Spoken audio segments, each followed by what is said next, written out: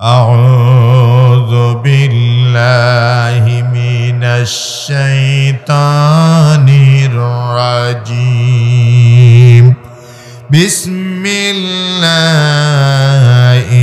الرحمن الرحيم قل أوحي إلي أنه استمع نفر من الجن فقالوا إنا سمعنا قرآنا عجبا সাদাকাল্লাহুল আযীম। ইরশাদ হচ্ছে, হে নবী আপনি বলুন, আমার প্রতি ওহী এসেছে যে জিনের একটি দল আন্তরিকতার সাথে কোরআন শুনেছিল এবং বলেছিল আমরা আশ্চর্য ধরনের কোরআন শুনেছি। সম্মানিত ভাইয়েরা, আমি আপনাদের সামনে পবিত্র কোরআনে কারিমের সূরাতুল জিন 1 নম্বর আয়াত, একটি আয়াত তিলাওয়াত করেছি যা এবং সরল তর্জমা পাঠ করে আপনাদের সামনে শুনিয়েছি। সূরাতুল জিন, এই সূরার ভিতরে আল্লাহ রাব্বুল আলামিন জিন শব্দটা ব্যবহার করেছেন বেশ কয়েক জায়গায়। ওখান থেকে এই সূরার নামকরণ করা হয়েছে সূরাতুল জিন। নাজিল হয়েছে মক্কায়, আয়াত সংখ্যা 28 আর রুকু সংখ্যা 2। আমি আপনাদের সামনে তিলাওয়াত করেছি কয় নম্বর আয়াত? সবাই বলেন কয় নম্বর? আল্লাহর নবী বাকি জীবনের মক্কার নিকটবর্তী নখলা নামক একটা জায়গা আছে, ওখানে সাহাবীদের নিয়ে ফজরের নামাজ পড়ছিলেন এবং আল্লাহর নবীর ইমামতেই নামাজ হয়েছে, নামাজ পড়াচ্ছিলেন। ওই পাশ দিয়ে জিনের একটি দল যাচ্ছিল। আল্লাহ রাব্বুল আলামিনের দরবারে দুইটি জাতিকে হিসাব দেওয়া লাগবে। কয়টা জাতিকে? সবাই বলেন। আমাদেরকে আল্লাহ পাক সৃষ্টি করেছেন আল্লাহর ইবাদতের জন্য, বলেন কথা ঠিক নেবে ঠিক? আমাদের আল্লাহর ইবাদতের জন্য, আমাদেরকেও জিন জাতিকে। আল্লাহ রাব্বুল আলামিন বলেন, ওয়ামা খালাকাতুল জিন্না ওয়াল ইনসা ইল্লা লিয়াবুদুন। আল্লাহ পাক বলেন, আমি জিন এবং মানুষ এই দুইটি জাতিকে সৃষ্টি করেছি আমার ইবাদতের জন্য। আমরা মানুষ আমাদেরকে আর জিন জাতিকে আল্লাহ পাক ইবাদত ছাড়া অন্য কোনো কারণে সৃষ্টি করেন নাই। ঠিক নেবে ঠিক? আমার ভাইয়ের, জিনের একটি দল যাচ্ছিল, বর্ণনায় এসেছে তাদের যে প্রধান ছিল গ্রুপের ভিতরে, ওই গ্রুপের ভিতরে যেই প্রধান ছিল তার নাম নাকি ছিল ইউসুফ। 7 জনেরও বেশি জিন ওই রাস্তা দিয়ে যাচ্ছিল। আল্লাহর নবী কোরআনে কারিম তিলাওয়াত করে সাহাবীদেরকে নিয়ে ফজরের নামাজ পড়ছিলেন। এই জিন জাতির গ্রুপটা তিলাওয়াত শোনার পর সেই সময় কিছু বলে নাই, চলে গেছে নিজ জাতির কাছে। যাওয়ার পরে ওরা বলতেছেন, ফাকালু ইন্না সামি'না কুরআনান আজাবা, এবং তারা বলেছিল আমরা এক আশ্চর্য ধরনের কোরআন শুনেছি। আল্লাহর নবী এই ঘটনা তখন জানতেন না। পরবর্তী সময়ে বিশ্ব নবীকে আল্লাহ রাব্বুল আলামিন জানিয়ে দিলেন, কুল, হে নবী আপনি বলে দিন, উহিয়া ইলাইয়া আন্নাহু ইসতামা'a নাফারুম মিনাল জিন। হে নবী আপনি বলুন যে আপনার প্রতি ওহী করা হয়েছে। মানে এই ঘটনা আল্লাহ নবী জানতেন না, কিন্তু একজন তো জানতেন। বলেন তিনি কে? আরো জোরে বলেন। মানে ওরা জিনেরা তাদের জাতির লোকদের সামনে যে সকল আলোচনা করেছিল, এই আলোচনাগুলি আল্লাহ রাব্বুল আলামিন শুনেছেন এবং তিনি জানেন এবং তিনি বিশ্বনবীকে জানিয়ে দিলেন যে তারা ওই জাতির লোকেরা, জিন জাতির ওই গ্রুপটা, জিন জাতির লোকেরা আন্তরিকতার সাথে কোরআন শুনেছিল। শোনেন, কোরআন যদি কেউ আন্তরিকতার সাথে শোনে তাহলে সে এখান থেকে উঠতে পারবে না। বলেন তো কথা ঠিক নেবে ঠিক? কোরআন এমন একটি কিতাব, জিনেরা বলেছে যে আমরা এক আশ্চর্য ধরনের কোরআন শুনেছি। তার মানে এই কোরআন একটি আশ্চর্যজনক কিতাব, ঠিক কিনা? আরো জোরে বলুন ঠিক নেবে ঠিক। কোরআন শরীফের একটা পরিচয় হলো কোরআন হলো এক আশ্চর্যজনক কিতাবের নাম। কেমন আশ্চর্যজনক কিতাব? কোরআন সম্পর্কে বিশ্বনবী বলেছেন, লা তুবলা গরাইবুহু লা তুহসা আযাইবুহু ওয়ালা তুবলা গরাইবুহু ফীহি মাসাবিহিল হুদা ওয়া মানারিল হিকমা। বিশ্বনবীর কথা, আল্লাহর নবী বলেছেন, লা তুহসা আযাইবুহু। আমরা এটা কোরআন একটি আশ্চর্য ধরনের কিতাব। কেমন আশ্চর্য ধরনের কিতাব একটু খেয়াল করেন।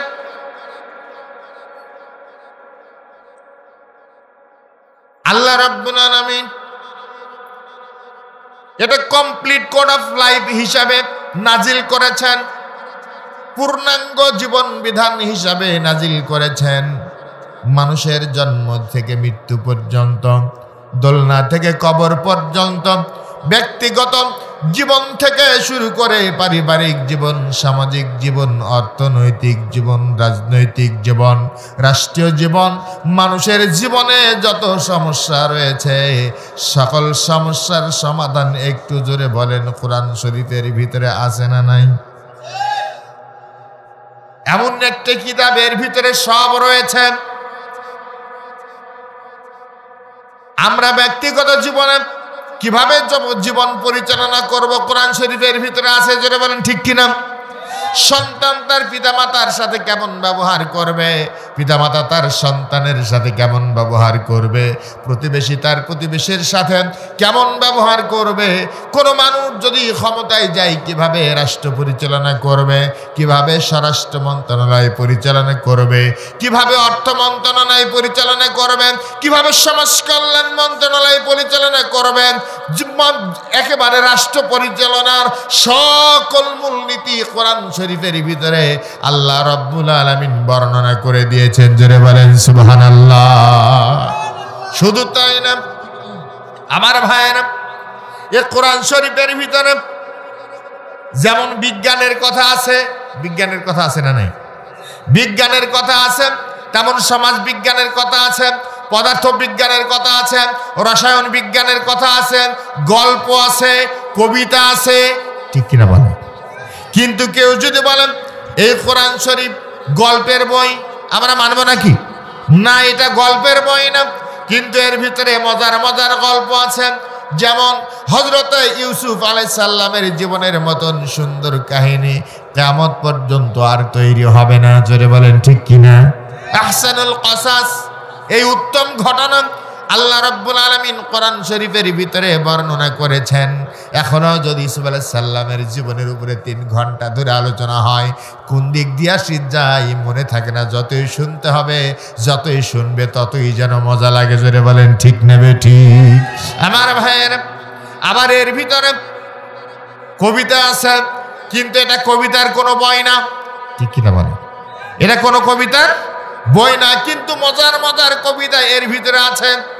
এই দুনিয়ার বুকে দুনিয়ার যত কবি আছে কবিতার দিকে তাকায়া দেখেন, কবিদের কবিতা ক্লাস 7-এর কবিতা যদি কোনো ছাত্র মুখস্থ করে থাকে, এইটা গেলে সেই কবিতা আর ঠিক মতন মনে থাকে না, ঠিক কিনা বলেন? কারণ হলো 2 লাইনে মিল আছে, 3 লাইনের বেলায় মিল নাই দুনিয়ার কবিদের কবিতা। আবার এখন কিছু আধুনিক কবিতা পাওয়া যায়, কবিতা না গল্পটা বুঝাই যায় না, ঠিক কিনা বলেন? আমার ভাইয়ের, কিন্তু কোরআন শরীফ আল্লাহ পাক কবিতার ছন্দ এই জন্য মিলিয়েছেন, যেই সময় মক্কার জমিনে কোরআন নাজিল হয়েছে ওই সময় বড় বড় কবিদের আবির্ভাব ঘটেছিল। ওরা কোরআনকে বলেছে কবিতা, ওরা বলেছে এটা মুহাম্মদ সাল্লাল্লাহু আলাইহি সাল্লাম মস্ত বড় কবি, নিজে কবিতা রাতের বেলা বানায় আর দিনের বেলা আমাদেরকে পড়িয়ে পড়িয়ে শোনায়। ওরা কবিতার সেই সময় প্রতিযোগিতা করত। ওরা সেই সময় কাবা ঘরে কবিতার প্রতিযোগিতা যখন চলতেছে, কাবা ঘরে লটকিয়ে রেখেছে বিভিন্ন কবি বিভিন্ন কবিতা লটকিয়ে রেখেছে। প্রতিযোগিতা, যে সুন্দর কবিতা রচনা করতে পারবে তার জন্য পুরস্কার দেওয়া হবে। আল্লাহ রাব্বুল আলামিন সে সময় নাজিল করলেন সূরা কাউসার। সুবহানাল্লাহ বলেন। সূরা কাউসার লটকিয়ে রাখলেন কাবার দরজায়। ওরা যখন কোরআন তেলাওয়াত ওদের কবিতাগুলি পড়তেছে আর কোরআনের সূরা কাউসার যখন তিলাওয়াত করতেছে তখন বলতেছে এটা দুনিয়ার কোনো মানুষের কথা না, লাইসা হাযা কালামুল বাশার, এটা দুনিয়ার কোনো মানুষের কথা নয়, এটা আল্লাহর বাণী, এই ব্যাপারে কোনো সন্দেহ নাই। জোরে বলেন সুবহানাল্লাহ। দুনিয়ার কবিদের কবিতা আর কোরআন শরীফের ছন্দ, এর বাচনভঙ্গি, এর রচনা শৈলী কত সুন্দর করে আল্লাহ রাব্বুল আলামিন কোরআন শরীফ নাজিল করেছেন। আমরা একটু সুন্দর মিলিয়ে দেখি যে সূরা কাউসার এর কাছে দুনিয়ার কবিরা ফেল বেড়েছে, ওই কাউসারের কাছে ফিরে যায়। কোরআন শরীফের ভিতরে আমাদের মুখস্থ আছে, 5 ওয়াক্ত আমাদের অধিকাংশ সময় আমরা পড়ি, কিন্তু কোনোদিনও হিসাব করি না আল্লাহ রাব্বুল আলামিন কত সুন্দর করে কোরআন শরীফের এই আয়াতগুলি কবিতা আকারে মিলিয়ে দিয়েছেন। আল্লাহ রাব্বুল আলামিন বলেন, ইন্না আ'তাইনাকাল কাউসার। জানেন না সবাই শেষ অক্ষর কি আছে? র। শেষ অক্ষর কি আছে? র। ইন্না আ'তাইনাকাল কাউসার কি আছে? ফাসাল্লি লিরাব্বিকা ওয়ানহার। এখানে কি আছে? ইন্না শানিআকা হুয়াল আবতার। এখানে কি? সুবহানাল্লাহ বলবেন না? আবার আরেক জায়গায় আল্লাহ রাব্বুল আলামিন বলেন, আলাম তারা কাইফা ফাআলা রাব্বুকা বিআসহাবিল ফিল। এখানে কি? আলম ইয়াজআল কাইদাহুম ফি তাদলিল। এখানে কি? ওয়া আরসালা আলাইহিম তায়রান আবাবিল। এখানে কি আছে? তারমিহিম বিহিজারাতিম মিন সিজ্জিল ফাজআলাহুম কাআসফিম মাকুল। সুবহানাল্লাহ বলেন। আর জোরে বলুন আলহামদুলিল্লাহ।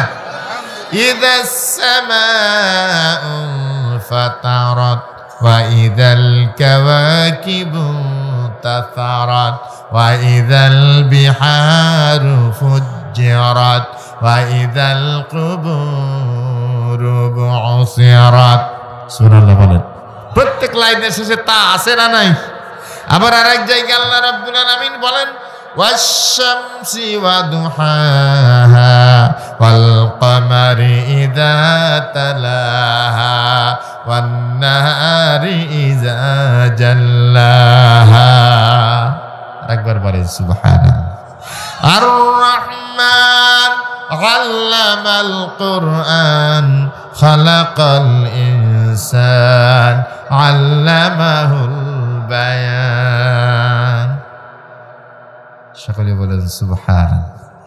এমন কবিতা দুনিয়ার কোন কবির কি বানানোর ক্ষমতা আছে নাকি? সেই সময় একজন ভণ্ড নবী ছিল মুসাইলামাতুল কাযযাব। তার কিছু সাহাবী ছিল, যেখানে ইলিশ মাছের খদ্দের থাকে সেখানে পচা পটির খদ্দেরও থাকে। যেটা বলেন ঠিক কিনা? মুসাইলামাতুল কাযযাবের উম্মতরা এসে বলতেছে, গো আমাদের নবী মুহাম্মদ সাল্লাল্লাহু আলাইহি সাল্লামের কাছে কত সুন্দর সুন্দর আয়াত নাজিল হয়, সূরা নাজিল হয়, কোনদিন তো আপনার কাছে ওহী আসে না, কোরআন নাজিল কোনো কিছু নাজিল হয় না।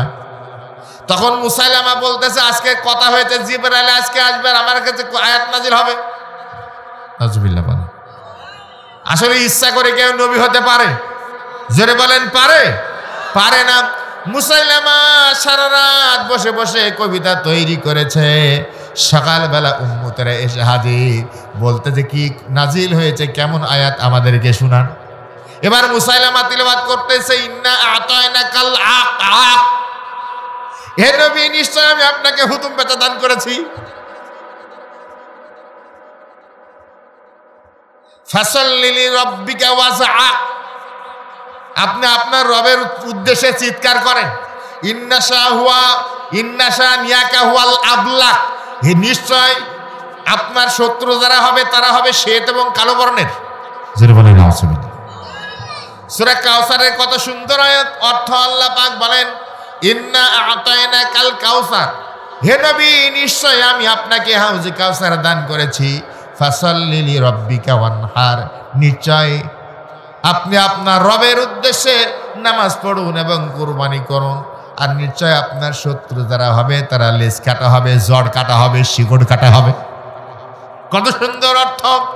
মুসাইলামাতুল কাযযাবের উম্মতরা বলতেছে, ওগো আমাদের নবী মুহাম্মদ সাল্লাল্লাহু আলাইহি ওয়াসাল্লামের উপরে যে নাজিল হয় তা তিলাওয়াত করতে বড় মজা লাগে, কিন্তু আপনার উপরে যা নাজিল হয়েছে তা পড়তে গেলে তো কাশি লাগে।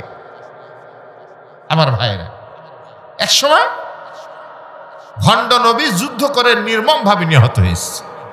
সম্মানিত ভাইয়ের, আমি যে কথা বলছিলাম এটা হলো এক আশ্চর্য ধরনের কিতাব। ওয়ালা তুবলা গরাইবহু, এই কিতাব কোনদিন পুরাতন হবে? আরো জোরে বলেন, পুরাতন হবে? এই কিতাব কখনো পুরাতন হবে না। একটু উদাহরণ দিলে সহজ হবে। আজ থেকে 30 বছর আগে যে সকল চলচ্চিত্রের গান চলতো এখন কি চলে? জোরে বলেন, চলে? চলে না। বুঝানোর জন্য বলতেছি, এক সময় বাংলাদেশে চলচ্চিত্রে গান চলতো, বন্ধু 3 দিন তোর বাড়িতে গেলাম, দেখা পেলাম না। কিছুদিন চলার পর পুরাতন হয়ে গেল, আর ভালো লাগে না, একটা নতুন কিছু চাই। আমার দেশের যুবকেরা আর চলে না। তখন কি চাই? তখন শুরু হলো বেদের মেয়ে জোসনা আমার কথা দিয়েছে। কিছুদিন চলার পর এটাও পুরাতন হয়ে গেছে, এটাও আর ভালো লাগে না, একটা নতুন কিছু চাই। তখন শুরু হলো সালের উপরে লট্টন কবুতর রে পাক্কা পাকুম, মনে আছে না অনেকের? কিছুদিন পর এটাও পুরাতন হয়ে গেল, ভালো লাগে না, একটা নতুন কিছু চাই। তখন কয় বন্ধু যখন বউ লইয়া আমার বাড়ির সামনে দিয়ে হাইটটা যায়, আমার দেশের যুবকদের বুকটা তখন হাইটটা যায়। কিছুদিন চলার পর এটাও পুরাতন হয়ে গেল। তখন কয় যে আমার বাপকে একটা চশমা কিনে দে। এটাও কিছুদিন চলার পর পুরাতন হয়ে গেল, ভালো লাগে না। তখন শুরু হলো কি, আমি জ্ঞান হারাবো, মরিয়ে যাব।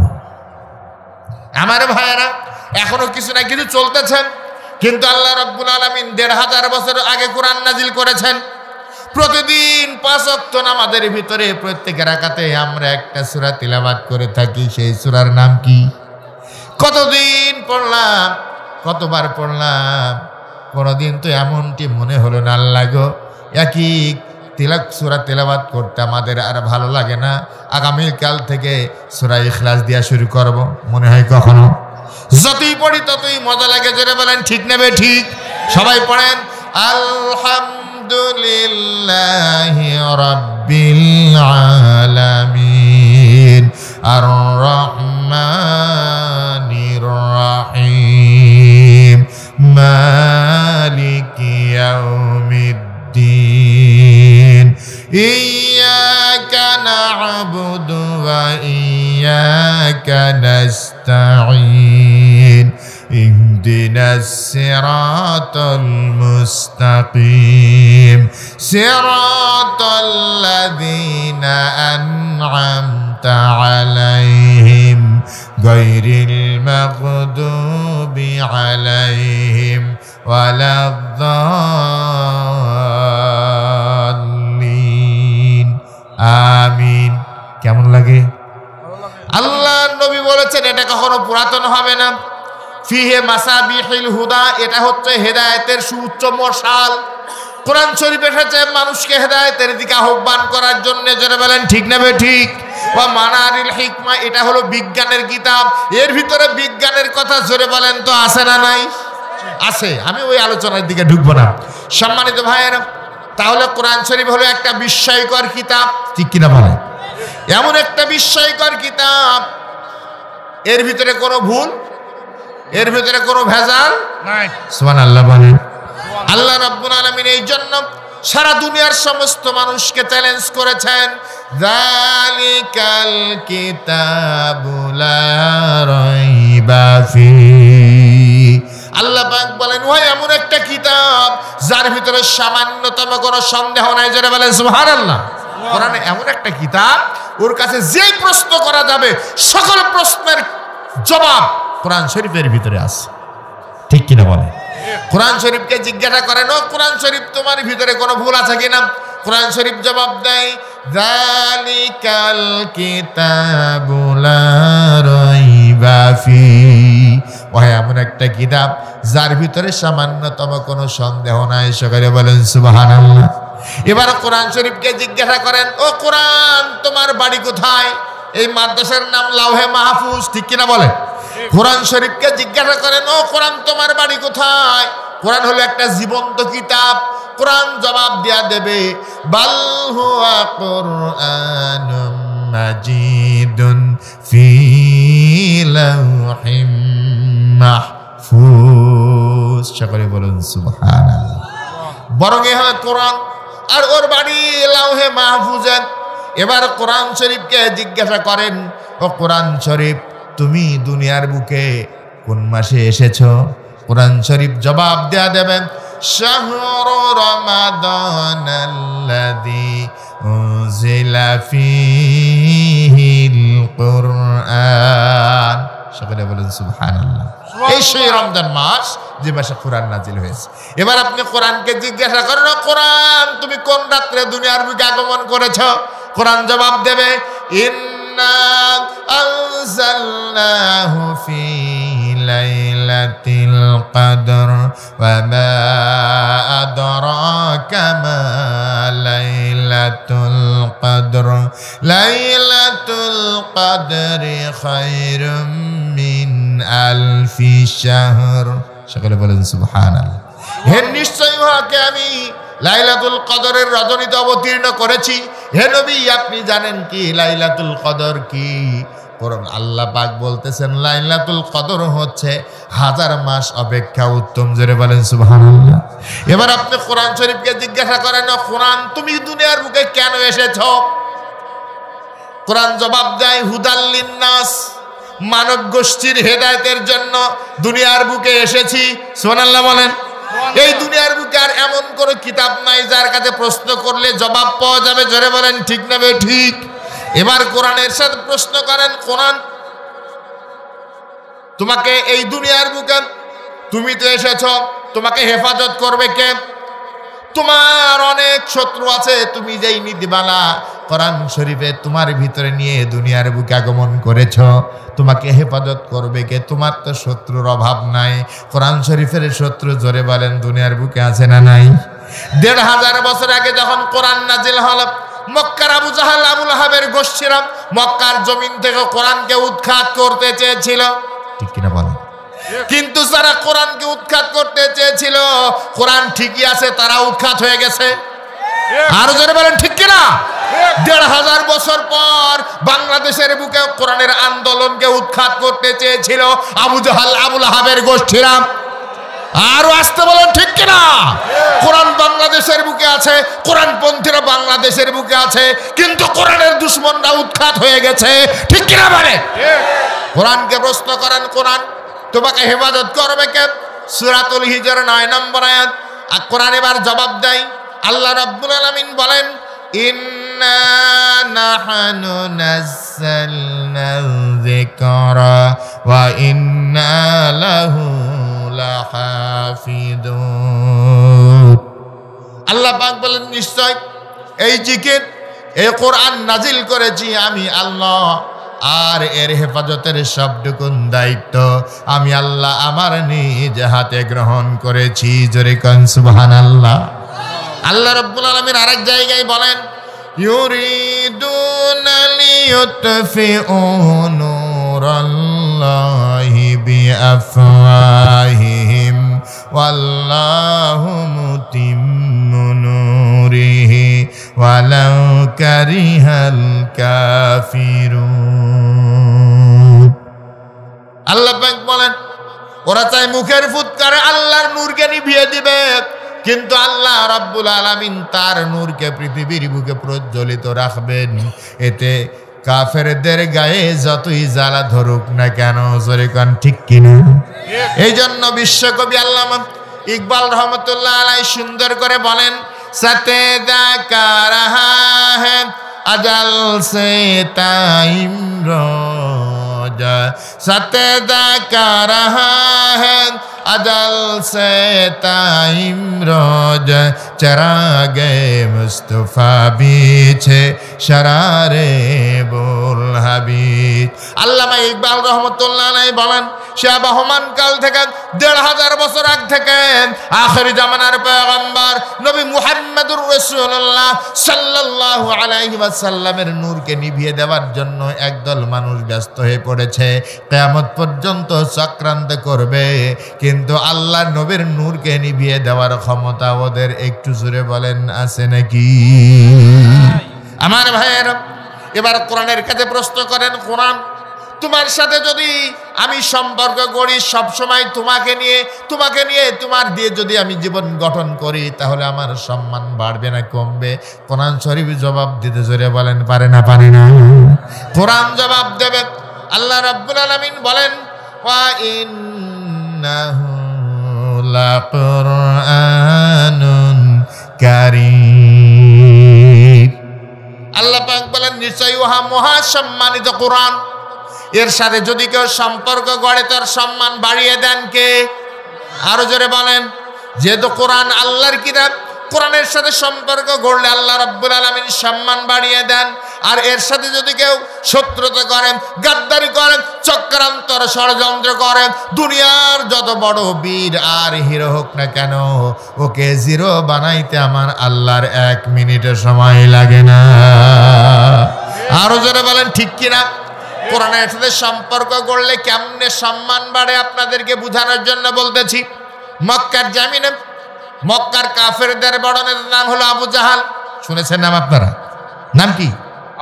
আবু জাহাল। মক্কায় দাঁড়িয়ে ঘোষণা দিতেছেন, আব্দুল্লাহর পুত্র মুহাম্মদ সাল্লাল্লাহু আলাইহি ওয়াসাল্লামকে জীবিত হোক আর মৃত্যু হোক, কেউ যদি গ্রেফতার করে আমার সামনে হাজির করে দিতে পারে, তার জন্য 1000 স্বর্ণ মুদ্রা পুরস্কার ঘোষণা করা হলো। সকালে বলেন নাউজুবিল্লাহ। আমার ভাইয়েরা, মক্কার জমিনে আবু জাহাল বিশ্ব নবীকে হত্যা করতে চায়। এই জমিনে, এই পৃথিবীর বুকে যারা কোরআন নিয়ে জীবন গঠন করে, কোরআন দিয়া আল্লাহর জমিনে আল্লাহর দ্বীনকে কায়েম করতে চায়, ওদেরকে হত্যার পরিকল্পনা ইসলামের দুশমনেরা করে। ঠিক কিনা বলেন? শুধু তাই না, এই বাংলাদেশের জমিনে 16টা বছর জালিমের সরকার ক্ষমতায় ছিল। এই 16 বছরের ভিতরে আল্লাহর কোরআনওয়ালা, কোরআনের কর্মী, কোরআনের আন্দোলনের দায়িত্বশীল, কোরআনের আলেম যারা ছিল, অন্যায়ভাবে জেলখানায় ঢুকানো হয়েছে, অন্যায়ভাবে মিথ্যা মামলা দিয়া ফাঁসির কাস্টে ঝুলানো হয়েছে। একটু জোরে বলেন ঠিক না? ঠিক। সম্মানিত ভাইয়েরা, মক্কায় আবু জাহাল ঘোষণা দিল, আব্দুল্লাহর বেটা মুহাম্মদ সাল্লাল্লাহু আলাইহি ওয়াসাল্লামকে জীবিত হোক আর মৃত্যু হোক, কেউ যদি গ্রেফতার করে আমার সামনে হাজির করে দিতে পারো, 1000 স্বর্ণ মুদ্রা পুরস্কার ঘোষণা দেওয়া হবে। কেউ সামনে এগিয়ে আসে না। মক্কার এক দুরন্ত যুবক, নাম ছিল তার ওমর, দাঁড়িয়ে গেছে। আবু জাহাল, আমি যদি আব্দুল্লাহর বেটাকে তোমার সামনে হাজির করে দিতে পারি, আমাকে পুরস্কার দিবা নাকি? আবু জাহাল কয়, অবশ্যই বাবা, সন্দেহ নাই। ওমর খোলা তরবারি নিয়া কোষ থেকে তরবারি বের করে আল্লাহ নবীর কাছে রওনা হয়ে গেছে। আমার ভাইয়েরা, দারুল আরকামে বিশ্বনবী অবস্থান করেন। ওমর রওনা হয়েছে। মক্কার এক দুরন্ত যুবক, হাতে খোলা তরবারি। সাইদ নামে বিশ্বনবীর একজন সাহাবীর সাথে সাক্ষাৎ হয়েছে। সাহাবী বলতেছেন, ওমর রে, তুমি কোথায় যাও? ওমর জবাব দিতেছে, আমি যাই আব্দুল্লাহর বেটার কাছে। সে নাকি আমাদের বাপদাদার ধর্মের বিরুদ্ধে কথা বলে, আমাদের দেবদেবীর বিরুদ্ধে কথা বলে। তার একদিন নইলে আমার একদিন আজকে দেখেই ছাড়বো। আল্লাহ নবীর সাহাবী, টার্গেট হলো ওমরের চিন্তাটা অন্যদিকে ঘুরিয়ে যাও। বলতেছে না, ওমর তুমি যাও নবী হত্যা করার জন্য। তুমি কি জানো নাকি তোমার বোন আর ভগ্নিপতি কলেমা পড়ে মুসলমান হয়ে গেছে? সুবহানাল্লাহ বলবেন না? আরো জোরে বলেন আলহামদুলিল্লাহ। আমার ভাইয়েরা, একথা শোনার সঙ্গে সঙ্গে ওমরের মাথা গরম হয়ে গেছে। তরবারি নিয়ে বিশ্ব নবীর দিকে যাওয়ার পরিবর্তে বোনের বাড়ির দিকে রওনা হয়ে গেছে। স্ক্রু ঘুরিয়ে দিয়েছেন কে? আল্লাহ রাব্বুল আলামিন। আমার ভাইয়েরা, বোনের নাম ফাতিমা, বোনের বাড়ির গেটের সামনে হাজির হয়েছে। দরজায় করাঘাত করতেছে, ভিতর থেকে গুনগুন করে কোরআন তিলাওয়াতের আওয়াজ ভেসে আসতেছে। সুবহানাল্লাহ বলে। সুবহানাল্লাহ। ওমর দরজা যখন নক করেছে, তার বোন ফাতিমা কোরআন শরীফের কপিটা লুকিয়ে ফেলেছেন। দরজা খুলে দিলেন। দরজা খোলার পর বলতেছে ওমর, ফাতিমা গো, তুমি কি পড়তেছিলে ভিতরে গুনগুন করে আমাকে একটা দেখাও। ফাতিমা বলতে যে ভাই ওমর, তুমি মুশরিক, ইন্নামাল মুশরিকুনা নাজাসুন। যারা মুশরিক করা হলো না পাক, আর কোরআন শরীফ হলো পাক। তোমার হাতে আমি কোরআন শরীফের কপি দিতে পারবো না। সুবহানাল্লাহ। কথা শোনার সঙ্গে সঙ্গে তার বোন আর ভগ্নিপতির পিঠের উপরে অত্যাচার শুরু হয়ে গেল। তরবারির উল্টা পিঠ দিয়ে ফাতিমার পিঠের উপরে আঘাত করতেছে আপন ভাই ওমর। পিঠ কেটে রক্ত গড়িয়ে গড়িয়ে নিচে মাটি ভিজে যেতেছে। ফাতিমা বলতেছে, ভাই ওমর, আমার তরবারির উল্টা পিঠ দিয়া আর আঘাত করো না, বরং তোমার তরবারির সোজা পিঠ দিয়ে একটি আঘাত করে আমাকে দুনিয়ার বুক থেকে বিদায় করে দাও। আমি জীবন দিতে রাজি আছি, কিন্তু কোরআন ছাড়তে পারবো না। আমার ভাইয়েরা, ওমর হতভম্ব হয়ে গেছে। কি না, এমন অত্যাচার সহ্য করার পরও জীবন দিতে চাই, কিন্তু কোরআন ছাড়তে চাই না। কেমন কোরআন একটু ভালো করে জানা দরকার। বলতে যে ফাতিমা গো, তোমার কাছে যে কোরআনের কপি আছে আমার হাতে একটু দাও। বলতেছে ওমর, তুমি মুশরিক, তুমি অপবিত্র, তোমার হাতে দিতে পারবো না। আগে পরিষ্কার পরিচ্ছন্ন হয়ে আসে, তারপরে নাও। ওমর বাইরে গেছে, পরিষ্কার পরিচ্ছন্ন হয়ে ভিতরে এসেছে। আসার পরে বলতেছে, কোরআনের কপিটা আমার হাতে দাও। বোনের কাছ থেকে নিয়া এবার ওমর তেলাওয়াত করতেছে, তাহা মা আনজালনা আলাইকাল কুরআনা লিতাশকা। সকলে বলেন সুবহানাল্লাহ। তেলাওয়াত করতেছে আর টপ চোখ দিয়ে টপ টপ করে পানি গড়িয়ে গড়িয়ে পড়তেছে। বলতেছে ফাতিমা গো, কোথায় গেলে বিশ্ব নবীর সাক্ষাৎ পাওয়া যাবে, আমারে একটু কও। খাটের নিচে লুকিয়েছিলেন খাব্বাব রাদিয়াল্লাহু আনহু, ফাতিমাদের কোরআন শিখাচ্ছিলেন। ভিতর থেকে লাফ দিয়ে বের হয়ে এসে বলতেছে, ওমর আমি জানি কোথায় আছে, আমি তোমাকে নিয়ে যেতে পারবো। সুবহানাল্লাহ বলেন। ওমর বলতেছে, খাব্বাব তুমি কোথায় ছিলে? তোমার ভাই খাটের নিচে লুকিয়েছিলাম। আমার ভাইয়ের, এবার ওমর রাদিয়াল্লাহু আনহু তখন ঈমান আনেন নাই, আরাকামের গৃহের দিকে রওনা হয়ে গেছেন। বিশ্বনবী রুমের ভিতরে অবস্থান করতেছেন। হামজা রাদিয়াল্লাহু আনহু দরজায় পাহারা দিতেছেন। ওমর আসতেছে। হামজা রাদিয়াল্লাহু আনহু বলেন, ইয়া রাসূলুল্লাহ, ইয়া হাবিবাল্লাহ, ওমর আসতেছে। ওমরকে সামাল দেওয়ার জন্য আমি হামজা আছি, তুমি ভিতরে যাও। আল্লাহ নবী বলেন, চাচা হামজা গো, ওমরকে ঠিক করার জন্য, ওমরকে রোখার জন্য, আমি ওমরকে ট্যাকেল দেওয়ার জন্য আমি বিশ্বনবী যথেষ্ট, তুমি হামজার প্রয়োজন নাই। সুবহানাল্লাহ বলেন। কারণ হলো ওমরের গায়ে শক্তি বেশি না বিশ্বনবীর গায়ে শক্তি বেশি? আল্লাহর নবীর গায়ে ওমরের কিসের? ওমরের 40 জন জান্নাতি যুবকের শক্তি বিশ্বনবীর শরীরে ছিল। সুবহানাল্লাহ বলেন।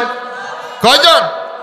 40 জন জান্নাতি যুবক, মানে 4000 দুনিয়ার যুবক। কত? কার গায়ে বেশি? আল্লাহর নবীর গায়ে বেশি। আমার ভাইয়েরা, বিশ্ব নবীর শরীরে কেমন শক্তি ছিল একটা উদাহরণ দিলেই পরিষ্কার হয়ে যাবে। মক্কার জমিনের নাম ছিল তার রুকানা। বিশাল কুস্তিগীর ছিল, কুস্তি লড়াই করে রুকানার সাথে কেউ পারে না। রুকানা একদিন বলতেছে, মুহাম্মদ সাল্লাল্লাহু আলাইহি ওয়াসাল্লাম, আমি রুকানা আর তুমি নবী, আমি হলাম কুস্তিগীর। আমারে যদি তুমি কুস্তি লড়াই করে হারাতে পারো, তাহলে আমি বিশ্বাস করে নেব তুমি আল্লাহর নবী, কলেমা পড়ে মুসলমান হয়ে যাব। আল্লাহ নবী বলতেছেন আমি রাজি আছি, কিন্তু সাহাবীরা পাহারায় থাকে, রুকানার সামনে যেতে দিতে চায় না, কারণ রুকানা বিশাল শক্তিশালী কুস্তিগীর, নবীর ক্ষতি হয়ে যাবে। আবু বকর, ওমর, আলী রাদিয়াল্লাহু আনহুম তারা কিন্তু বিশ্বনবীকে রুকানার কাছে যেতে দিতে চায় না। হঠাৎ করে কাবার চত্বরে রুকানার সাথে দেখা, আল্লাহ নবী আর রুকানা সামনি সামনি হয়ে গেছে। রুকানা বলতেছে আমাকে কুস্তিতে হারাতে পারলে আমি ঈমান আনবো। আল্লাহ নবী বলেন আমি রাজি আছি। অসংখ্য মানুষ চতুর্দিকে ঘিরে দাঁড়িয়ে গেছে, রুকানার সাথে আব্দুল্লাহর বেটার কুস্তি হবে। আল্লাহ নবী বলতেছেন রুকানা ঠিক আছে আমি রাজি আছি, চাচা চাচা বলে ডাকতেন, চাচা আমি রাজি আছি, ঠিক আছে এখন লড়াই হবে। আল্লাহ নবী বলতেছেন ঠিক আছে আমার আঙ্গুলটা একবার ধরো, আঙ্গুলটা ধরো। রুকানা আঙ্গুলটা ধরেছেন, আল্লাহ নবী আস্তে করে উঠিয়ে জমিনে ছেড়ে দিয়েছেন। সুবহানাল্লাহ বলেন। মক্কার বিশাল কুস্তিগীর আঙ্গুল ধরে আল্লাহ নবী আসার দিয়ে ফেলে দিয়েছেন।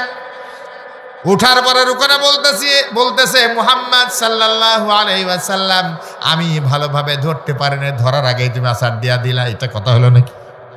আমি ভালো করে ধরতে পারিনি। আল্লাহ নবী বলতেছেন ঠিক আছে ভালো করে ধরো। আরেকবার ভালো করে ধরেছে, আবার আল্লাহ নবী তুলে আসার দিলেন। কয়বার হলো? কই এবার বলতে এবারও ভালো করে ধরা হয়নি। আল্লাহ নবী বলতেছেন ঠিক আছে আবার ধরো, আবার ধরেছে, আবার আসার দিয়েছেন। আল্লাহ নবী বলতেছেন তুমি বলেছিলে যদি কুস্তিতে হারাতে পারি ঈমান আনবা। রুকানা বলতেছে আমার শরীরটা ভালো না, আমি একটু দুর্বল হয়ে গেছি, খেয়ে দিয়ে সুস্থ হয়ে নিয়ে আবার হবে। আমার ভাইয়েরা কাফের কখনো ওয়াদা রক্ষা করে না, জোরে বলেন ঠিক নেবে ঠিক। আল্লাহ নবী বলতেছেন চাচা হামজা গো, ওমরকে দেখার জন্য আমি আল্লাহ নবী নিজেই যথেষ্ট। আল্লাহ নবী দরজায় দাঁড়িয়ে রয়েছেন, ওমর সামনে গিয়ে হাজির। আল্লাহ নবী ডাক দেয়া বলতেছেন ওমর খবর কি? ওমর বলতেছে খবর তো খারাপই ছিল, কিন্তু আমার মনটা পরিবর্তন হয়ে গেছে। আপনাকে হত্যা করার জন্য আমি এসেছিলাম, কিন্তু তরবারি আপনার হাতে উঠাইয়া দিলাম, যেমন খুশি আপনি ব্যবহার করেন। আল্লাহ নবী পিঠে থাবা দিলেন আর বললেন ওমর পাগলামি করো না, পড়ে না লা ইলাহা ইল্লাল্লাহু মুহাম্মাদুর রাসূলুল্লাহ। সকলে বলুন সাল্লাল্লাহু। আমার ভাইয়েরা একটি কথা মনে রাখবেন, যেই মানুষটা আল্লাহ নবীর মতন মানুষকে হত্যা করার জন্য তরবারি নিয়ে রাস্তায় বের হতে পারে, ওর চেয়ে খারাপ মানুষ আল্লাহর আকাশের নিচে জমিনের উপরে একটু জোরে বলেন দ্বিতীয় আর কেউ হতে পারে নাকি? পারে না। কিন্তু সেই ওমর বিশ্ব নবীর দরবারে গেলেন, কলেমা পড়লেন, মুসলমান হলেন। ঈমান আনার কারণে, কোরআন দিয়া জীবন গঠন করার কারণে সেই ওমরের সম্মান একটু জোরে বলেন বেড়েছে না কমেছে? কত বেশি হলো তার সম্মান, যার সম্পর্কে আমার নবী বলেন লা নাবিয়্যা বা'দু ওয়ালা রাসূলা, আমার পরে কেউ নবী হবে না, আমার পরে কেউ রাসূল হবে না। আমার পরে কেউ যদি নবী হতো অবশ্যই আল্লাহ রাব্বুল আলামিন ওমরকে নবী বানিয়ে দিতে। আমার ভাইয়েরা শুধু এখানেই শেষ না, আল্লাহর নবীর 10 জন সাহাবী জান্নাতের গ্যারান্টি নিয়ে দুনিয়ার বুক থেকে বিদায় হয়েছেন, যাদেরকে আশারে মুবাশশারা বলা হয়। এই 10 জনের ভিতরে 2 নম্বরে যেই মানুষটার নাম এসেছে তিনি হলেন সেই ওমর ফারুক রাদিয়াল্লাহু আনহু। আরেকবার জোরে বলেন সুবহানাল্লাহ। আমার ভাইরা শুধু এখানেই শেষ না, এই পৃথিবীর বুকে আল্লাহ রাব্বুল আলামিন তার একজন বান্দাকে অর্ধেক পৃথিবীর খলিফা বানিয়েছিলেন, তিনি হলেন সেই ওমর ফারুক রাদিয়াল্লাহু আনহু। আরেকবার জোরে বলেন সুবহানাল্লাহ। যার সম্পর্কে আমাদের বিদ্রোহী কবি কাজী নজরুল ইসলাম সুন্দর করে বলেছেন অর্ধ পৃথিবী করেছো শাসন, অর্ধ পৃথিবী করেছো শাসন, ধুলার তক্তে বসি খেজুর পাতার প্রাসাদ তোমার বারে বারে গেছে খুশি। অর্ধেক পৃথিবীর খলিফা ছিলেন, কিন্তু বিশাল কোন রাজপ্রাসাদ একটু জোরে বলেন ছিল? আরো জোরে বলেন। কষ্ট পাচ্ছেন আপনারা? বিরক্ত হয়ে গেছেন? একটু জোরে জবাব দিতে হবে। ওমর রাদিয়াল্লাহু তাআলা আনহুর কোন রাজপ্রাসাদ ছিল না। একবার তিনি তখন খলিফা, রোম সম্রাট হিরাক্লিয়াস তার গোয়েন্দা বিভাগের প্রধানকে মদিনায় পাঠিয়েছে। মদিনায় যাও, দিন দিন মুসলমানের অর্ধেক পৃথিবী দখল করে নিয়েছে। হযরত ওমর রাদিয়াল্লাহু আনহু ছিলেন অর্ধ পৃথিবীর খলিফা। সুবহানাল্লাহ বলেন। আমার ভাইরা, তো হিরাক্লিয়াস তার গোয়েন্দা বিভাগের প্রধানকে বলতেছে মদিনায় যাও, দিন দিন মুসলমানেরা অর্ধেক পৃথিবী দখল করে নিয়েছে, মুসলমানরা কেমন, তাদের শাসন ব্যবস্থা কেমন, তাদের পুলিশ বাহিনী কেমন, তাদের সামাজিক কাঠামো কেমন, টোটাল খোঁজ খবর নিয়ে আমার কাছে তুমি রিপোর্ট করবা। শীতে খুব কষ্ট আছে, তাই না? রোম সম্রাটের গোয়েন্দা বিভাগের প্রধান মদিনায় এসেছে। মদিনার এক যুবকের সাথে দেখা, ডাক দিয়ে কয়, আমি রোম থেকে এসেছি মদিনায়, আমি তোমাদের বাদশা কি তার সাথে দেখা করার জন্য এসেছি। মুসলিম যুবক বলতেছেন, রোম থেকে আসা পথিক, আমাদের কোনো বাদশা হয় না, বাল্লানা আমির, আমাদের একজন আমির আছে, আমরা আমির হয়। সুবহানাল্লাহ। এবার গোয়েন্দা বিভাগের প্রধান বলতেছে, ও মুসলমান, ঠিক আছে, তোমাদের আমির কোথায়, তার রাজপ্রাসাদ আমাকে একটু নিয়ে চলো। এবার মুসলিম যুবক বলতেছেন যে আমাদের কোনো রাজপ্রাসাদও নাই। তো রাজপ্রাসাদ তো নাই, কি কোথা থেকে রাষ্ট্র পরিচালনা হয়? তো বলছেন মসজিদের নববী থেকে রাষ্ট্র পরিচালনা হয়। সুবহানাল্লাহ। হযরত ওমর রাদিয়াল্লাহু আনহুর সময় 17টা মন্ত্রণালয় ছিল, এই 17টা মন্ত্রণালয় পরিচালনা করতেন মসজিদে নববী থেকে। আর আমাদের দেশের কিছু মসজিদের বারান্দায় লেখা থাকে এই মসজিদের রাজনৈতিক আলাপ নিষিদ্ধ। যারা বলেন থাকে না, থাকে না। যদি জেনে শুনে কেউ লেখে যে কোরআনের ইসলামী রাষ্ট্র ব্যবস্থার দুশমন, ঠিক না বে ঠিক? সে কোরআনের দুশমন, যারা বলেন ঠিক কিনা? মসজিদ কার ঘর? আরো যারা বলেন কার ঘর? কোরআন কার কিতাব? কোরআনের রাজনৈতিক আয়াতগুলো আল্লাহর কথা, যারা বলেন ঠিক কিনা? ওখানে নিষেধ করা যাবে না, এর অর্থই হলো কোরআন মসজিদের ভিতরে চুপ করে বসে থাক, ওরা ময়দানে দুর্নীতি করবে বলার মতন লোক তৈরি যেন না হয়। যারা বলেন ঠিক না বে ঠিক? আমার ভাইয়েরা, পথিক বলতেছে, রোম সম্রাটের গোয়েন্দা বিভাগের প্রধান বলতেছে, তোমাদের রাজপ্রাসাদ তো হয় না, মসজিদ এখানে হয়, এখান থেকে রাষ্ট্র পরিচালনা হয়, তাহলে তোমাদের আমির কোথায়, তার সাথে আমার একটু সাক্ষাৎ করা দরকার। এবার ওই মুসলমান লোকটা বলতেছে, আমাদের আমিরের একে উঠ হারিয়ে গেছে, এই মরুভূমির এইদিকে উঠ খুঁজতে গেছে, এইদিকে গলক গেলে হয়তো তাকে পাওয়া যাবে। হতভম্ব হয়ে গেছে লোকটা। রোম সম্রাটের গোয়েন্দা বিভাগের প্রধান বলতেছে, শোনো, যে ওমরের উঠ হারিয়ে গেছে আর একা একা উঠ খুঁজতে গেছে, এই ওমরের সাথে আমি দেখা করতে আসিনি, আমি এসেছি অর্ধ পৃথিবীর খলিফা আমিরুল মুমিনিন হযরত ওমর ফারুক রাদিয়াল্লাহু আনহুর সাথে দেখা করার জন্য। মুসলমান লোকটা হাসতেছে আর বলতেছে, তুমি যাকে খুঁজতেছো তারই উঠ হারিয়ে গেছে আর তিনি উঠ খুঁজতে গেছেন। সুবহানাল্লাহ বলেন। এমন যদি হতো আমার দেশের শাসক হতো ওমরেরই মতো, হতো আবু বকরের মতো। এমন যদি হতো আমার দেশের শাসক হতো ওমরেরই মতো, হতো আবু বকরের মতো। ভালো হতো না খারাপ হতো? আমার ভাইয়ের, সবকিছু শুনে মিলে রোম সম্রাটের গোয়েন্দা বিভাগের প্রধান মরুভূমির দিকে হাঁটা শুরু করেছেন। মরুভূমির মাঝখানে গিয়ে লক্ষ্য করে দেখে একটা খেজুর গাছের নিচে একজন মানুষ শুয়ে আছে, নিজের দুইটা হাতকে বালিশ বানিয়ে শুয়েছেন। যখন শুয়েছিলেন তখন খেজুর গাছের ছায়াটা হয়তো তার মাথার উপরে ছিল, সূর্য পশ্চিমা গাছে হেলে পড়ার কারণে খেজুর গাছের ছায়াটা সরে গেছে। সূর্যের তাপ কপালে লেগে লেগে কপাল ঘেমে ঘেমে কপালের ঘামগুলি মরুভূমির বা মাটিতে পড়তেছে, টপ টপ করে মরুভূমির মাটি ভিজে যেতেছে। তার পাশে গিয়ে দাঁড়িয়েছে রোম সম্রাটের গোয়েন্দা বিভাগের প্রধান। সামনে দাঁড়িয়ে কয়, আমি বুঝতে পেরেছি যেই বর্ণনা এতক্ষণ আমি মদিনায় শুনেছি, সেই বর্ণনা যদি সঠিক হয় তাহলে ইনি হবেন আমিরুল মুমিনিন খলিফাতুল মুসলিমিন হযরতে ওমর ফারুক রাদিয়াল্লাহু আনহু। জোরে বলুন সুবহানাল্লাহ। এবার পার্শ্বে দাঁড়িয়ে দাঁড়িয়ে চিন্তা করে অমর, তোমার কোনো পাহারাদার নাই, তোমার সাথে কোনো পুলিশ নাই, তোমার সাথে কোনো দেহরক্ষী নাই, অর্ধ পৃথিবীর খলিফা তুমি, খেজুর গাছের নিচে নিজের দুইটা হাতকে বালিশ বানিয়ে আরাম করে শুয়ে আছ, তোমার কোনো জীবনের ভয় নাই। এর পিছনে কারণ কি? অথচ আমাদের রোম সম্রাট হিরাক্লিয়াস বিশাল রাজপ্রাসাদের ভিতরে থাকে, লক্ষ লক্ষ সেনাবাহিনী পাহারায় নিয়োজিত থাকে, এরপরও আরামে রাতের বেলা ঘুম আসে না, না জানি কোন দিক দিয়া শত্রুর অস্ত্র এসে জীবনটা শেষ করে দেবে। এর পিছনে কারণ হলো অমর, তুমি জনগণের হক মারো নাই, জনগণের হক সঠিকভাবে পৌঁছে দাও। এই জন্য অর্ধ পৃথিবীর মুসলমানেরা তুমি অমরের বন্ধু হয়ে গেছে। সুবহানাল্লাহ বলেন।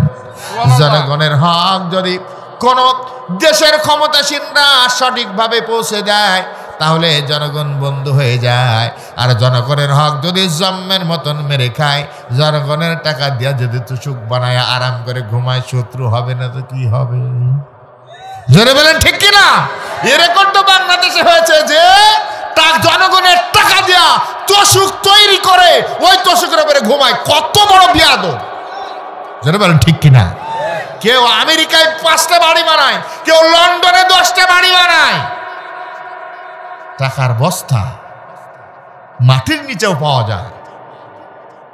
বিলিয়ন বিলিয়ন টাকা বাংলাদেশ থেকে পাচার করে বিদেশে যে লোকটা পাঠায়, এ জনগণের জানের দুশ্মন। ধরে বলেন ঠিক কিনা? আর জনগণের দুশ্মন হওয়ার কারণে পতন যখন হয়েছে 1 মিনিট সময় হয়নি, দেশ থেকে ছদল বলে পালিয়ে যাওয়া লেগেছে। একটু ধরে বলতে হবে কথা ঠিক না ঠিক? আমার ভাইরা, গৌর গোবিন্দ জনগণের উপরে অত্যাচার আর নির্যাতন করেছিল। জনগণের উপরে অত্যাচার আর নির্যাতন করার কারণে পিছনের দরজা দিয়ে পালিয়ে গিয়েছিল। কোথায় পালিয়েছে আজও পর্যন্ত কিন্তু গৌর গোবিন্দের কোনো হদিস নাই।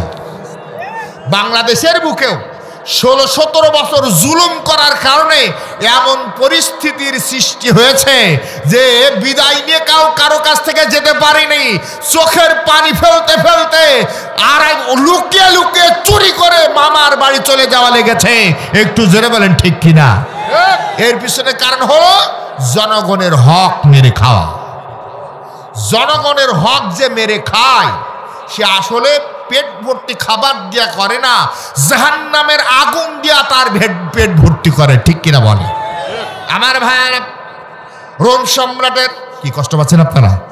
রোম সম্রাটের গোয়েন্দা বিভাগের প্রধান বলতেছেন, বুঝতে পেরেছি ওমর, তুমি অর্ধ পৃথিবীর মুসলমানদের খলিফা হওয়ার পরেও মুসলমানদের হক তুমি মেরে খাও না, মুসলমানদের হক সঠিকভাবে তুমি আদায় করেছ। এই জন্য অর্ধ পৃথিবীর মুসলমানেরা তুমি ওমরের বন্ধু হয়ে গেছে। তিনি এমন খলিফা, মুসলমানদের খলিফা, দিনের বেলা রাষ্ট্র পরিচালনার কাম করতেন আর রাতের অন্ধকারে মানুষের দুয়ারে দুয়ারে ঘুরে বেড়াতেন। কেমন অবস্থায় কি অবস্থায় দিন কাটায় মানুষের খোঁজ নেওয়ার জন্য রাতের আধারে ঘুরে বেড়াতেন। আমার ভাইয়ের, একবার রাতের বেলা হযরত ওমর রাদিয়াল্লাহু আনহু মরুভূমির রাস্তা দিয়ে হাঁটতেছেন। মরুভূমির ভিতরে একটা তাঁবু দেখা যায়। তাঁবুর নিকটে ওমর রাদিয়াল্লাহু আনহু গিয়ে হাজির হলেন। লক্ষ্য করে দেখলেন কিছু বাচ্চা ছেলে মেয়ে তাঁবুর ভিতরে কাঁদতেছে, বাইরে থেকে আওয়াজ শোনা যায়। তাঁবুর ভিতরে প্রবেশ করলেন, লক্ষ্য করলেন একজন বুড়ি মানুষ, একজন বুড়ি একটা পাত্রের ভিতরে ছোট্ট ছোট্ট কিছু নুড়ি পাথর দিয়েছেন, কিছু ওর ভিতরে পানি ঢেলেছেন, নিচে আগুন জ্বালায় আর বাচ্চাদেরকে বলতেছে খাবার রান্না হতেছে, রান্না হলেই তোমাদেরকে খাবার দেব, তোমরা একটু কান্না বন্ধ করো। হযরত ওমর রাদিয়াল্লাহু আনহু বলেন, বুড়িমা, গহীন রজনীতে খাবার না দিয়া বাচ্চাদেরকে এমন ভাবে কষ্ট দিতেছ কেন? বুড়ি বলতেছে, ওগো পথিক, তুমি কে? তোমাকে তো আমি চিনি না। আমি হলাম এই এলাকার মানুষ না, অন্য এলাকার মানুষ। মদিনায় এসেছি, ওমরের দরবারে যাব, তার কাছে কিছু সাহায্য নিতে পারি কিনা, কিন্তু এত ভিড় যার কারণে ওমরের দরবারে আমি পৌঁছাতে পারি নাই। কিন্তু কয়েকদিন হয়ে গেল বাচ্চাদের জন্য কোনো খাবারের বন্দোবস্ত করতে পারি নাই। বাচ্চাদেরকে ঘুম পাড়ানোর জন্য চেষ্টা করেছি, কিন্তু ওদের পেটে এত ক্ষুধার যন্ত্রণায় বাচ্চাদের ঘুম আসে না। এই জন্য আমি ওদেরকে সান্ত্বনা দিতেছি। হযরতে ওমর রাদিয়াল্লাহু আনহু বলেন, আমার মনে হতে লাগলো আমার মাটির ভিতরে যেন পা দেবে যেতেছেন। তিনি বলতেছেন, বুড়ি একটু অপেক্ষা করো, তোমার বাচ্চাদের জন্য আমি খাবারের বন্দোবস্ত করতে পারি কিনা দেখি। তাঁবুর ভিতর থেকে বের হলেন। অর্ধ পৃথিবীর খলিফা, একটু হিসাব করেন। তাঁবুর ভিতর থেকে বের হয়েছেন, মদিনার দিকে দৌড় দিলেন। বাইতুল মাল খাজানজি খানার দায়িত্বশীল হযরত আসলাম রাদিয়াল্লাহু আনহুকে ডাক দেয়া বলতেছেন, আসলাম রে, খাজানজি খানা তাড়াতাড়ি তালা খোলো। খাজানজি খানা খোলা হলো। এরপরে বলতেছেন, একটা বস্তার ভিতরে কিছু ময়দা ঢুকাও। ময়দা ঢুকানো হলো। এবার কিছু তরকারি ঢুকাও। তরকারি ঢুকানো হলো। মুখটা বেঁধে দাও এবং এই আটার বস্তাটা আমি ওমরের মাথায় তুমি উঠায় দাও।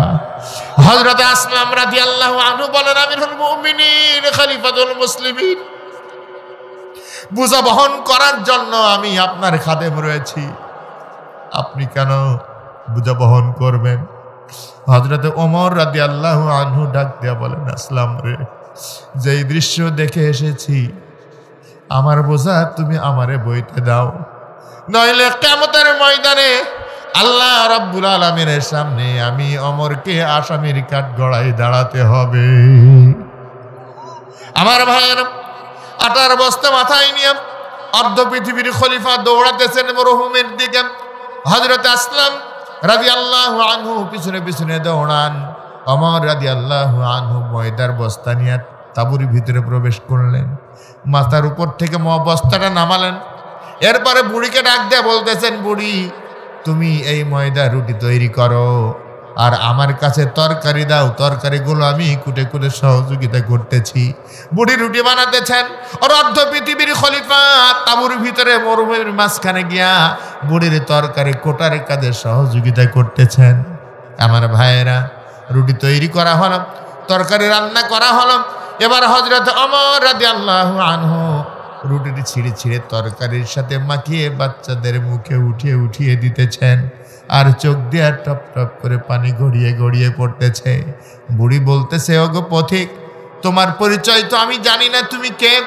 তবে আমার কাছে মনে হতেছে এই মদিনার খলিফা ওমর না হয়ে তুমি যদি হতে আমাদের ভাগ্যটা আরো ভালো হয়ে যেত। হযরত ওমর রাদিয়াল্লাহু আনহু রাতের বেলা বুড়িকে নিজের পরিচয় দিলেন না। বললেন, বুড়িমা, সকালবেলা ওমরের দরবারে তুমি যাবা, আমি সেখানে থাকবো, তোমাকে আরো কিছু বেশি দেওয়ার জন্য আমি চেষ্টা করব।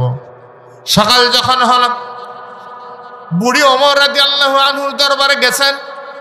যাওয়ার পরে লক্ষ্য করে দেখেন, ওমরের দরবারে যাওয়ার পরে যেই ওমরের জায়গায় যেই লোকটা বসা, ওই লোকটা রাতের বেলায় আমার তাঁবুর ভিতরে খাবার পৌঁছে দিয়ে এসেছে। বুড়ি মাথাটা নিচু করে চোখ দিয়ে টপ টপ করে পানি পড়তেছে আর বলতেছেন, আমিরুল মুমিনিন, খলিফাতুল মুসলিমিন, রাতের অন্ধকারে আপনাকে আমি চিনতে পারি নাই, এই জন্য আপনার সাথে আমার খারাপ ব্যবহার হয়ে গেছে, মেহেরবানি করে আমারে মাফ করে দেন। হযরত ওমর রাদিয়াল্লাহু আনহু বলতেছেন, বুড়িমা, তুমি আমার কাছে উল্টা মাপ চাও না, কারণ হলো সঠিক সময়ে তোমার জন্য, তোমার বাচ্চাদের জন্য আমি যে খাবার পৌঁছে দিতে পারি নাই, এই জন্য কিয়ামতের ময়দানে আল্লাহর দরবারে আমার আসামি যেন বানায়ও না।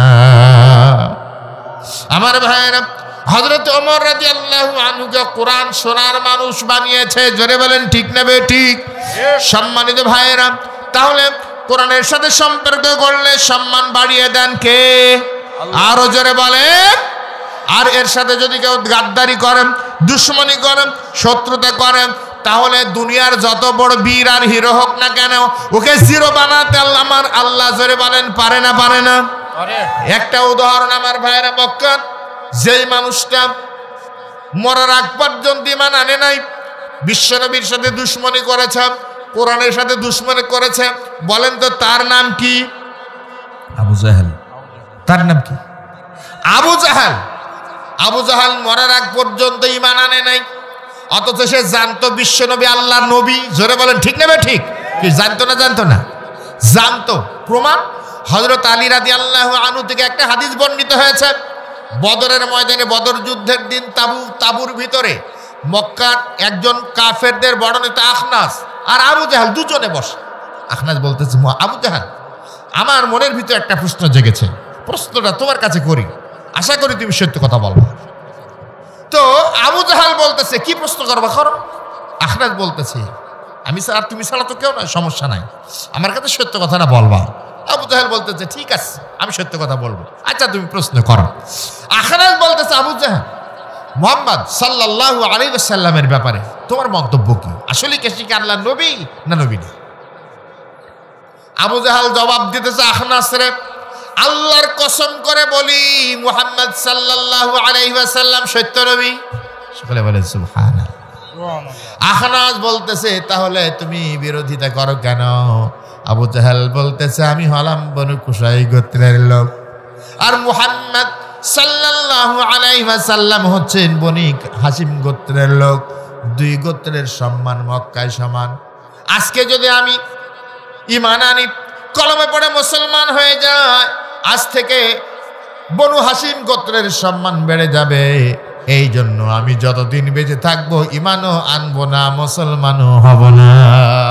নসিবে ঈমান, নসিবে হেদায়েত থাকা লাগে, ঠিক কিনা বলেন? আল্লাহ রাব্বুল আলামিন এই জন্য বলেন, ওয়া মান ইউদলিলিল্লাহু ফামা লাহু মিন হাদ। আল্লাহ রাব্বুল আলামিন বলেন, আল্লাহ যাকে হেদায়েত দান করেন তাকে কেউ গোমরাহ করতে পারে না, আর আল্লাহ যাকে গোমরাহ করেন তাকে কেউ হেদায়েত দান করতে পারে না। জোরে বলেন ঠিক না ঠিক? আমার ভাইয়েরা, আবু জাহালের ঈমান আনা কপালে জোটে নাই। আল্লাহর নবী আবু জাহালের জন্য দোয়া করেছিলেন, আল্লাহ আবু জাহালের বাড়িটাকে তুমি পায়খানা বানায়া দিও। আল্লাহ নবী যখন কোন দোয়া করতেন, সঙ্গে সঙ্গে দোয়া আল্লাহর দরবারে কবুল হয়ে যেত, ঠিক কিনা বলেন? আমার ভাইয়েরা, বিশ্ব নবী দোয়া করলেন, সঙ্গে সঙ্গে দোয়া কবুল হয়ে গেল। আবু জাহাল বদরের ময়দানে ছোট্ট ছোট্ট দুইজন রাখাল বালক মুআজ আর মুআব্বাস রাদিয়াল্লাহু তাআলা আনহুমা, তাদের হাতে নির্মমভাবে নিহত হয়েছিল। দুইজন রাখাল ছেলের হাতে নিহত হওয়ার কারণে আবু জাহেল মরার আগে সে এখনো মরে নাই। আল্লাহ নবী বলতেছেন, মক্কার কাফের নেতাদের অবস্থা কি কে খবর নিয়ে এসে আমার কাছে দিবা। আব্দুল্লাহ ইবনে মাসউদ রাদিয়াল্লাহু আনহু বলেন, ইয়া রাসূলুল্লাহ, ইয়া হাবিবাল্লাহ, আমাকে অনুমতি দেন, আমি খবর নিয়ে দেখে আসি বদরের ময়দানে কাফেরদের অবস্থা কি। আল্লাহ নবী অনুমতি দিলেন। আব্দুল্লাহ ইবনে মাসউদ রাদিয়াল্লাহু আনহু মক্কার অলিতে, বদরের ময়দানের অলিতে গলিতে ঘুরে বেড়াতেছেন কাফের নেতাদের অবস্থা দেখার জন্য। লক্ষ্য করে দেখেন, দূরে একটা মানুষ পড়ে আছে, লম্বা গলা, মনে হয় তার দেহটা রক্ত আর বালিতে একেবারে বালু মেখে গেছে, রক্ত আর বালু মিশানো, লম্বাটা গলা লম্বা আবু জাহালের মতন। আমি আস্তে আস্তে নিকটে এগিয়ে গেলাম, আর লক্ষ্য করে দেখলাম ওই লোকটা আর কেউ না, মক্কার কাফেরদের বড় নেতা আবু জাহাল পড়ে আছে, এখনো মরে নাই, আহত হয়ে ছটফট করতেছে, তার ঠোঁট দুইটা আস্তে আস্তে নড়তেছে। আমি ঠোঁটের আমার কানটা লাগাইয়া দিলাম, আমি লক্ষ্য করে শুনলাম আবু জাহাল মরার আগে মনে মনে আস্তে আস্তে বলতেছে, হায় রে আফসোস, মরলাম মরলাম, একজন নেতার হাতে আমার মরা জুটল না। এইটা ছিল তার আফসোস, মরলাম মরলাম, একটা নেতার হাতে আমার মরা জুটলো না। ইবনে মাসউদ রাদিয়াল্লাহু আনহু কথা শোনার সঙ্গে সঙ্গে তরবারি দিয়া গর্দানের উপর একটা আঘাত করলেন, গর্দান থেকে কল্লাটা বিচ্ছিন্ন হয়ে গেল। কল্লাটা বাম হাতে নিয়েছেন, ডান হাতে তরবারি আছে, আল্লাহ নবীর দিকে রওনা হয়ে গেছেন। আমার ভাইরা, আজ কিছু দূর গেছেন, হঠাৎ করে দেখতেছেন নবীর চাচা, নাম হলো তার আব্বাস রাদিয়াল্লাহু আনহু, আবু জাহালদের চাপে পড়ে মুসলমানদের বিরুদ্ধে যুদ্ধ করতে এসেছিল। আব্বাস দাঁড়ানো, তরবারিটা খাবের ভিতরে ঢুকিয়ে দিলেন, ডান হাত দিয়ে আব্বাসকে ধরেছে, চেপে ধরেছেন। এক হাতে আছে আবু জাহালের কল্যাণ, আর এক হাতে আব্বাসের হাত, টানতে টানতে বিশ্বনবীর দরবারে হাজির। আমার ভাইয়েরা, আল্লাহ নবীর সামনে যখন আবু জাহালের কল্লাটা রাখা হলো, আল্লাহ নবী সেদিন হাসি দিলেন, জোরে একটা অট্ট হাসি দিলেন। সেদিন তার দাঁতটা পর্যন্ত দেখা গিয়েছিল।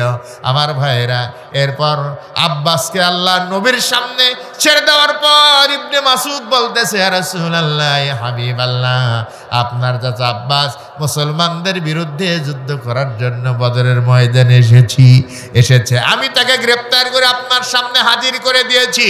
ওগো আল্লাহ নবী, আমার ছোট্ট একটা আবদার আছে। কি আবদার? আবদারটা হলো আপনার চাচা হামদার হাতে শরীরের যে সুন্দর পোশাক, তার দুই হাতায় আর বুকে সুন্দর সুন্দর কিছু স্বর্ণের বোতাম। আমার বড় আশা ওই বোতামগুলো আমি একটু চাই, কারণ আমি তো তাকে ধরে এনেছি, আমি বেশি হকদার। আব্বা জবাব দিল, আব্বা জবাব দিতেছে, ভাতিজা মুহাম্মদ সাল্লাল্লাহু আলাইহি ওয়াসাল্লাম, ইবনে মাসুদ কিন্তু আমাকে গ্রেফতার করে আনে নাই। আল্লাহ নবীর সামনে আব্দুল্লাহ ইবনে মাসুদ রাদিয়াল্লাহু তাআলা বলতেছেন, হুজুর আপনি কি দেখেননি আমি তাকে আমার হাত দিয়ে ধরে আনলাম? আল্লাহ নবী জানেন আমার চাচা আব্বাস সেও কিন্তু মিথ্যা বলে না। ইবনে মাসুদ রাদিয়াল্লাহু আনহু বলেন আমি ধরে এনেছি, আর আব্বাস বলতেছে ইবনে মাসুদের ক্ষমতাও নাই আমাকে গ্রেফতার করে আনা, এত শক্তি তার শরীরে নাই। কারণ আব্বাসের গায়ে অনেক শক্তি ছিল। সম্মানিত ভাইয়েরা, এখন আল্লাহর নবী চিন্তা করেন কে গ্রেফতার করে আনলো। আল্লাহর নবীর চাচা আব্বাস বলতেছে, হ্যাঁ ইবনে মাসুদ আমাকে ধরে নাই, আর ইবনে মাসুদ বলতেছে আমি গ্রেফতার করে এনেছি। কার কথা সত্য? কিছুক্ষণ পরে আল্লাহর নবী লক্ষ্য করে দেখেন একটু দূরে জিবরাইল আলাইহিস সালাম দাঁড়িয়ে দাঁড়িয়ে মুস্কি মুস্কি হাসতেছেন। সুবহানাল্লাহ। আল্লাহ নবী বলেন, চাচা আব্বাস গো, তাহলে কে তোমাকে গ্রেফতার করে এনেছে? এবার আব্বাস বলতেছে, বাবা মুহাম্মদ সাল্লাল্লাহু আলাইহি ওয়াসাল্লাম। ইবনে মাসুদ তার ডান হাত দিয়ে আমার বাম হাতটা চেপে ধরলো। একটা মুড়া দিলে তো আমার হাত বেরিয়ে যাবে, কিন্তু আমি লক্ষ্য করলাম সবুজ পাগড়ি পরিহিত, জীবনে এত সুন্দর চেহারার মানুষ আমি কোনোদিন দেখি নাই। আমার ডান হাতটা চেপে ধরেছে, তা এত শক্তি তার শরীরে, আমার হাত নড়ানোর কোনো ক্ষমতা ছিল না। আল্লাহ নবী বুঝতে পারলেন আর কেউ না, আল্লাহর সাহাবী জিবরাইল আলাইহিস সালাম নিচে ধরে এনেছেন। সুবহানাল্লাহ বলেন। কারণ বদরের ময়দানে সাহায্য করেছিলেন কে? আল্লাহ রাব্বুল আলামিন বলেন, নবী আমি বদরের ময়দানে বিশ্ব নবী যখন আল্লাহর দরবারে দোয়া করেছিলেন, আল্লাহ এই বদরের ময়দানে তুমি মুসলমানদের সাহায্য করো, আমাকে সাহায্য করো। কারণ আমরা অল্প সংখ্যক মুসলমান, যদি আমরা পরাজিত হয় তাহলে ইসলামের ইতিহাসটা ভিন্ন খাতে প্রবাহিত হবে। আল্লাহ নবীর দোয়া আল্লাহ রাব্বুল আলামিন কবুল করেছিলেন। কোরআন শরীফের ভিতরে আল্লাহ রাব্বুল আলামিন বলেন, ইয তাস্তাগীসুনা রাব্বাকুম ফাস্তাজাবা লাকুম আন্নী মুমিদ্দুকুম বিআলফিম মিনাল মালাইকাতি মুরদিফিন। আল্লাহ রাব্বুল আলামিন বলেন, নবী আমার স্মরণ করুন সেই সময়ের কথা যখন আপনি আমি আল্লাহর দরবারে দোয়া করেছিলেন, আমি আল্লাহ দোয়া কবুল করেছিলাম। আর বদরের ময়দানে আমি আল্লাহ 1000 ফেরেশতা কাতারে কাতারে নাজিল করে দিয়েছিলাম। আস্তে বলুন সুবহানাল্লাহ। আরেক জায়গায় বলেন 3000, আরেক জায়গায় বলেন 5000 ফেরেশতা নাজিল করেছিলাম। যেই পাহাড়টা বদরের ময়দানে, এখনো যারা গেছেন দেখে এসেছেন, বদরের ময়দানে যে পাহাড়টা রয়েছে, আল্লাহর ফেরেশতারা নাকি কাতারে কাতারে ওই পাহাড়ের উপরে নাজিল হয়েছিলেন আর বদরের ময়দানে নেমে এসেছিলেন। জোরে বলেন সুবহানাল্লাহ। আমার ভাইয়ের, আমি যে কথা বলছিলাম তা হলো আবু জাহাল লাঞ্ছিত আর অপমানিত হয়ে দুনিয়ার বুক থেকে বিদায় হয়ে গেছে। সৌদি আরবে আবু জাহালের বাড়ি, বিশ্ব নবীর বাড়ি, আবু লাহাবের বাড়ি পাশাপাশি, মারওয়া পাহাড়ের পাশে আবু জাহালের বাড়ি, কিন্তু ইমান আনা নসিবে জোটে নাই। শুধু তাই না, আবু জাহালের বাড়িটাকে আল্লাহ রাব্বুল আলামিন ইন্টারন্যাশনাল ল্যাট্রিন বানিয়ে দিয়েছেন। সারা দুনিয়ার হাজী সাহেবেরা মক্কায় হজ করতে যায়, আর আবু জাহালের বাড়িতে তৈরি করা পায়খানায় আরাম করে করে পায়খানা করে। আমার ভাইয়েরা, কোরআনের সাথে দুশ্মনী করলে এই রকমের খারাপ পরিণতি আল্লাহ রাব্বুল আলামিন বানাতে একটু জোরে বলেন পারেন না? পারেন না?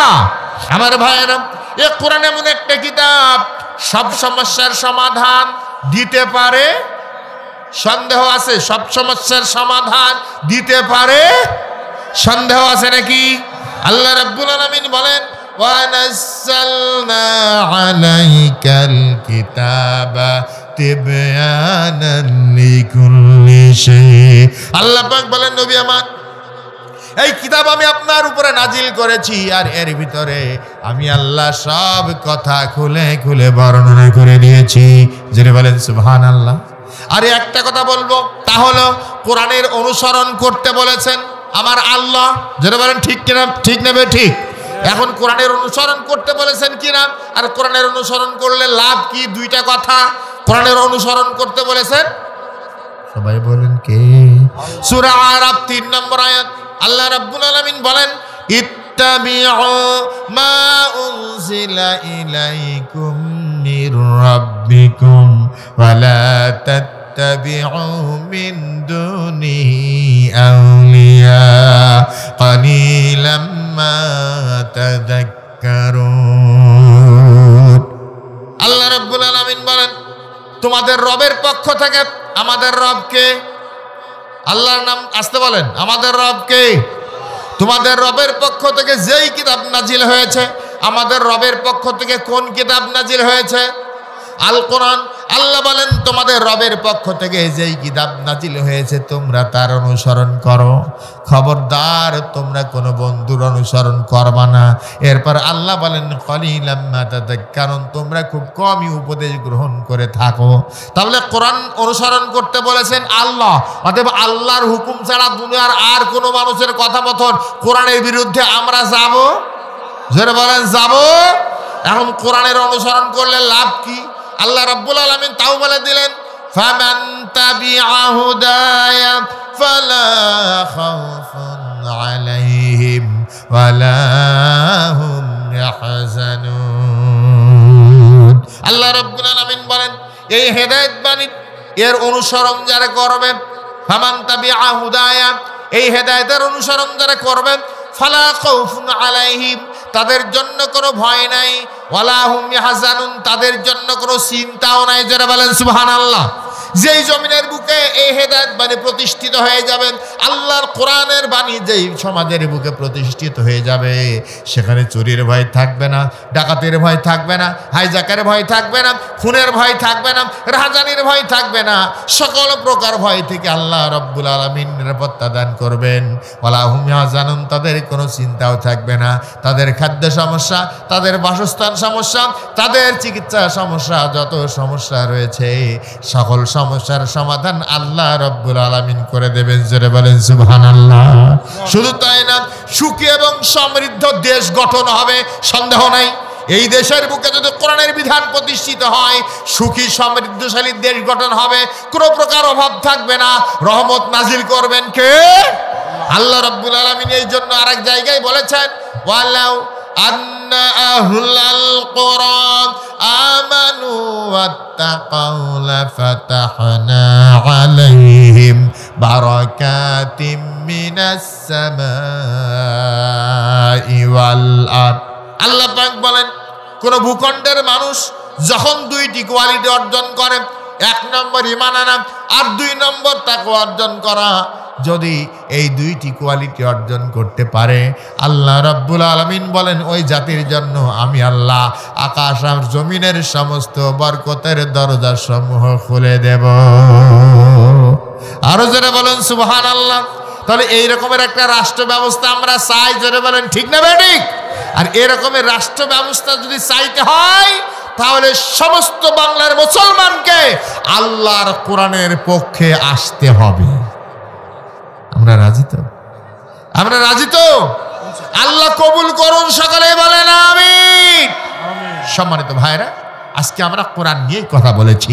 আমরা যা বলেছি, যা শুনেছি, যদি ভুল ত্রুটি হয় আল্লাহ যেন মাফ করে দেন। আর হক কথাগুলি আল্লাহ রাব্বুল আলামিন যেন বাস্তব জীবনে আমল করার তৌফিক দান করেন। সকলে বলুন আমিন।